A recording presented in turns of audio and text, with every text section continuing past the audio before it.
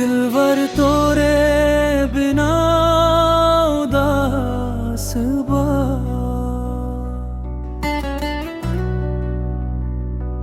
हर खुशी अब लागे निराश बा। तोहरे बिना सजनवा जीना भी अब एक सजा सबा।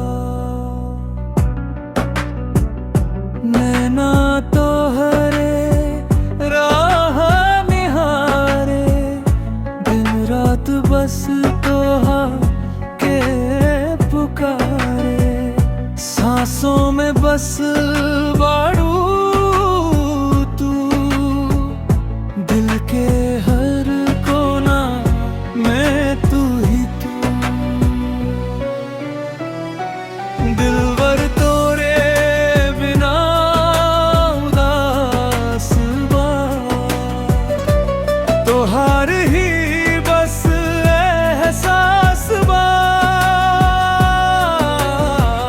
जब तू पास हमरा, तोहरे बिना सब बेकार बा।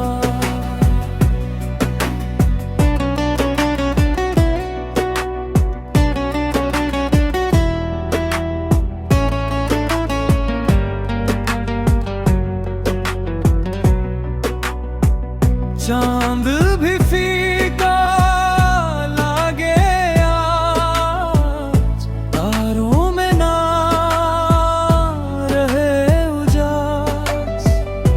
जब से तू दूर भइलू हमसे, सुना हो गई हर एक सांस। दिलवर कोरे निरा उदास बा, तोहार ही बस एहसास बा।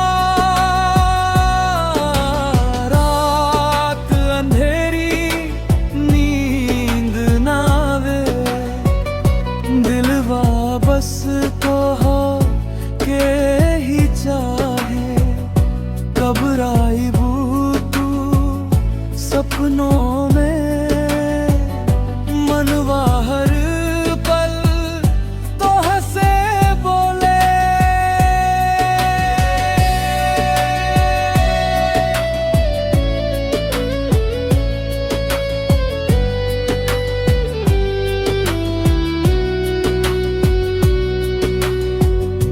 तोहरे खातिर सब कुछ छोड़ब, हर खुशी तोहरे नाम करब।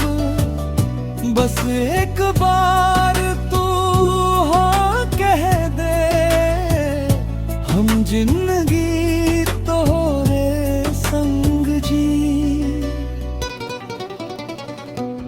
दिलवर तोरे बिना उदास बा,